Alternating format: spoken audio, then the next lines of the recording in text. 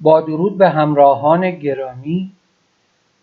همونطور که میدونید آخربازی رخ در زمره مهمترین آخربازی‌ها به شمار میره، چون که احتمال وقوع اون در بازی زیاده و واقعا سرشار از نکات آموزنده است و از غنای استراتژی و تاکتیک خوبی هم برخورداره.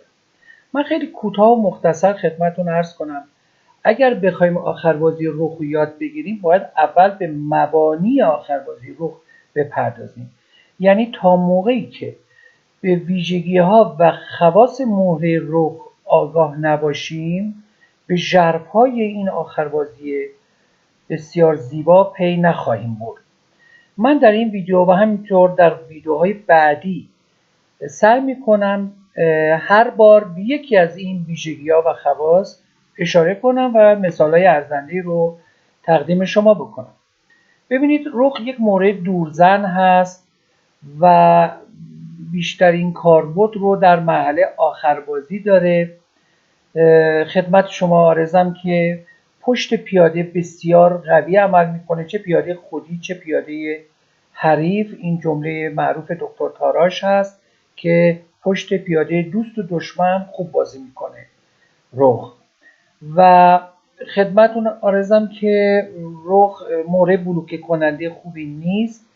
یکی از ویژگی‌های بسیار بسیار حائز اهمیتش اینه که این مهره برخلاف بقیه مهره‌های صفحه شطرنج که فقط با قرار گرفتن در مرکز بیشترین کارایی رو از خودشون به نمایش میذارن، این رخ به حالش فرقی نمیکنه در کجای صفحه باشه. هر کجای صفحه باشه 14 خونه رو کنترل میکنه. از نظر یک فرد عادی ممکنه این مهم نباشه، اما یک نظریه پرداز و یک تئوریسین خوب میتونه اینو تشریح کنه که احتیاجی به سنترالیزه کردن رخ در بازی نداریم. ما کافی است که بقیه حاجات و احتیاجات این مهره رو برآورده کنیم. مثلا رخ مثل ماهی به آب به فضا محتاجه و این موضوع ویدیوی امروز ما هست که با ذکر مثالی این رو من توضیح خواهم داد. ببینید دوستان عزیز، معمولا پیاده ستونهای کناری کمترین شانسی برای دارندش به وجود نمیاره برای کسب پیروزی. پیاده رخ، اصطلاحاً میگن پیاده رخ، ولی این مشروط به زمانی است که رخ سیاه هم در بازی از آزادی عمل خوبی برخوردار باشه، نه مثل این وضعیت که از کمبود فضا به شدت رنج ببره. خب این مثال رو من از کتاب آخربازی رخ نوشته واسیلی اسمیسلوف، 7مین قهرمان رسمی جهان، اقتباس کردم که معتقد است که در این لحظه سپید باید حرکت خوب رخ H1 رو بازی کنه. خب بیایم ببینیم اگر سفید فوراً شاه B6 میکرد و فضا رو برای سیاه تنگ میکرد و بعد رخش رو بیاره به خونه H1 چه اتفاقی میفته؟ در اون صورت سیاه میتونست حرکت قوی رخ A7 رو بازی کنه و بعد از رخ H1 به زیبایی هرچه تمامتر با قربانی کردن مهره خودش بازی رو به تساوی بکشونه. چون اگر سفید رخ رو بگیره بازی پاته و اگر شاه عقب نشینی کنه که رخ سیاه آزاد میشه. بنابراین لازمی که ابتدا رخ به خونه H1 بیاد. قبل از اینکه شاه به خونه B6 بره بهتر ابتدا رخ رو به خونه H1 ببریم.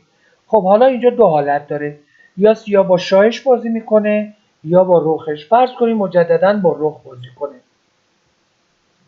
در اون صورت ما کیش میدیم، شاه به خونه C7 مجبوره بیاد و یک حرکت شبیه به زوغزوان، یعنی کاری میکنیم که سیاه مجبور بشه که در موقعیت بدی که قرار داره شاهش رو حرکت بده و ما بتونیم نفوذ کنیم. الان بعد از حرکت شاه D6 خب میدونید شاه D7 امکان پذیر نبود چون کیش میخورد و رخ از دست میداد. بنابراین شاه D6 شاه B6 و بعد از اون حرکت A7 رو بعدش هم وزیر شدن پیاده. حالا بریم حالت دوم رو با هم بررسی کنیم. همه اینا به خاطر کمبود فضا از سوی سیاه هست.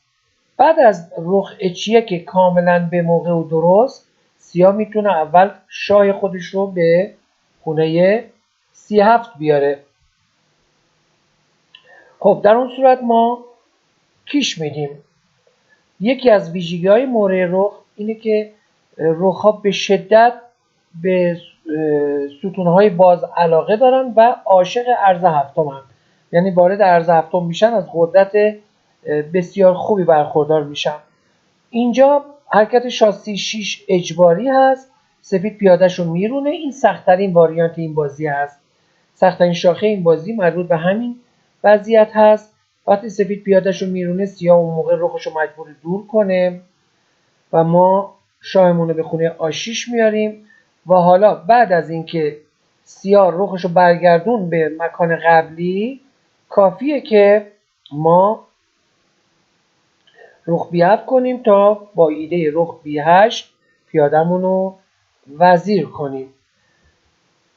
در صورتی که سیاه حرکت رخ آ8 رو بازی نمی کرد، مثلا فرض کنید که رخش رو به خونه E1 منتقل میکرد به قصد کیش دادن. ما پیاده‌مون رو با کیش وزیر میکنیم و به همین دلیل برنده این بازی سفید هست. حتی اگر این پیاده با کیش هم وزیر نمیشد، میتونستیم خیلی راحت با کیش دادن رخ شاه سیاه رو از موقعیت تقابلی خارج کنیم و بعد پیاده‌مون رو وزیر کنیم. امیدوارم از این مثال بهره کافی برده باشید. تا ویدیوی بعدی همه شما رو به خدای بزرگ میسپارم. خدا نگهدار.